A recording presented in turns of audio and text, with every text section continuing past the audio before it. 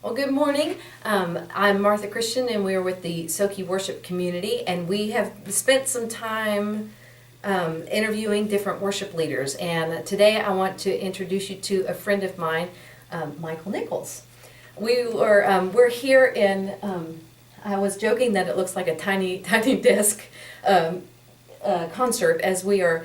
He and I have worked on a song that we're getting ready to record, but we needed a break. So we're going to do this interview instead. So I want you guys to get to know Michael Nichols. So Michael, tell us where you lead and how long you've been leading there. I've been leading at the Connection Fellowship for about 7 years part-time, and that recently turned into more of a full-time thing a few months ago. So. Very cool. And you're a worship leader, but I know you're also a writer. Yes. And you produce, and what else do you do, Michael? Those are probably my two favorite things to do, but guitarist and vocalist as well. Guess you probably got that from the worship leading thing, but yeah. My favorite instrument to play is probably lead guitar, electric stuff, ambient stuff. That's kind of my go-to thing lately. Yeah, so. Cool. Well, we've been asking people what has been their favorite, or I think most of us keep coming back to that. It's kind of like the worship experience that kind of marked your ministry and that kind of set the course for it. So do you have a story about a particular worship experience? Yes, definitely. Back in 2014, I was leading with the local band One Renown, who were based out of Lifehouse Church, and we know those guys. Yeah. Hi, guys. Hi, Ron and Crystal. So I was leading with them. I was primarily producing them and playing lead guitar. And we went to Lift, which is a conference hosted at Passion City Church by the Passion Band, Louis Giglio, all those guys. Some really cool keynote stuff and some really cool breakout sessions. One of the most powerful things about that was simply that when we were talking about worship, even though there were some detail-y, music-y things that we talked about, it wasn't primarily that. It was primarily worship itself, and sort of separating that out. One thing in particular that Louis Giglio said whenever he was giving his first keynote there is that in heaven there won't be worship leaders, there will only be worshipers. Mm. And it kind of was a punch to the gut, and kind of a breaking of a stiff neck that I had. You get so used to thinking of yourself as a worship leader, but that's not actually the case. Really, the Spirit is a worship leader. He's the worship leader. We're just musicians who happen to have a stage and worship on it. Yeah. Wow. So that was kind of a revelation that changed kind of how you probably did ministry after that point. It was. It's funny how a lot of these things that I think we know in our heart of hearts, we don't really think about or internalize until someone says it to us. Mm-hmm. And then it's like, how did I miss this, you know? Yeah. That's really good. So the Connection is part of the denomination Christian and Missionary Alliance. But you, so kind of tell us a little bit about your church, and then I'm going to ask you about kind of things that you see in the church. But tell us a little bit about your particular church. Okay, we are a pretty small church right now. Our denomination considers us a church plant just because of our size. But we usually see somewhere around 40, 50 a week. It's a pretty relaxed setup. We currently meet on Saturday nights, which is a little bit odd. We're not an Adventist church. We get that question a lot. Mm-hmm. So just to clarify. But yeah, so it's a pretty laid back feel. Instead of there being, like, for example, an altar call at the end of the sermon. We do have sort of like a thoughtful song that we sing, but instead of there being an altar call like there usually is, there are small groups afterwards. So we break apart into that, and those can turn into some really cool things. Mm-hmm. That was actually one of the things that drew me to that church, because I was able to have some real conversations that I wasn't able to have in general before that. So that was something that drew me in and really made me feel like a part of a family there. That definitely brings us to my next question.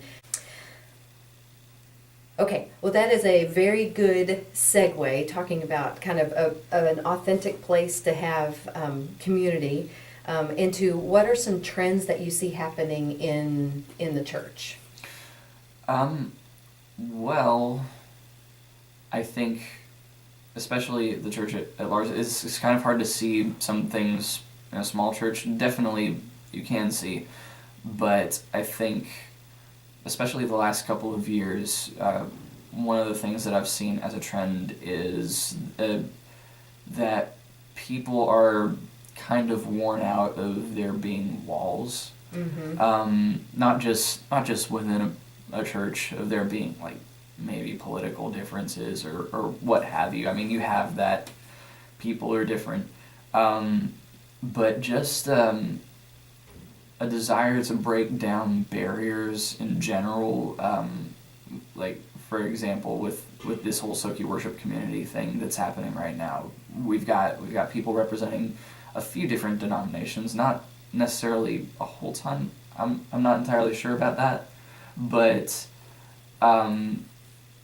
definitely I'm seeing a lot of people just sort of wanting to cross that line, and people being exhausted from arguing about things that maybe might not be the most important. Not to diminish any one thing or another, but there has been for centuries, I think. Matter of fact, if you look at the letters in the New Testament, there were divisions back then. They've gone on. Yeah. And I think that Very true. I think that people these days, not to selectively say millennials, but I think especially millennials are just kind of worn out and really want to build bridges on and come together on things that are really important. Like, for example, worship. That is something that we all have in common. We all worship Jesus, and that is the most important thing. If we can come together on that, I think a lot of us believe that the rest will sort of fall into place. Yeah. When it's all centered around that. Yeah, that is our heart with the SOKY worship community, and we have Methodist, Baptist, we have Vineyard, we have Christian Missionary Alliance. So we do, that is our heart, and that is our heart. I know for me, for this upcoming year, is to contact even more, you know, and to really connect those of us who feel like we're probably different from each other, and then get together and realize that we're not so different. That is our heart behind the community. Last question I want to ask you is, what is your favorite song to lead right now? Okay, so it's a two-way split. One of them's more personal. I think my favorite, if I had to pick one, would be Oceans. It is still kind of one of those vague worship songs that could sort of apply to anything, which isn't exactly my style, but it speaks to a place that I think a lot of people are in right now, especially maybe in my congregation, but I think a lot of us are going into an uncertain time. In the U.S., I mean, not just that, but I mean, you take a look at all the different things that are going wrong in the world, and you know, sometimes you don't know if you can solve the problems or if you'll make it through. But the general call of Oceans is to trust. Your grace abounds in deepest waters. is one of my favorite lines in that, just because it sort of puts out there that it's not just the little things that you can trust God with. When things are getting freaky and you really don't know what could happen next, you still have the ability to step out in faith, knowing that God's going to turn the water into something solid that you can stand on.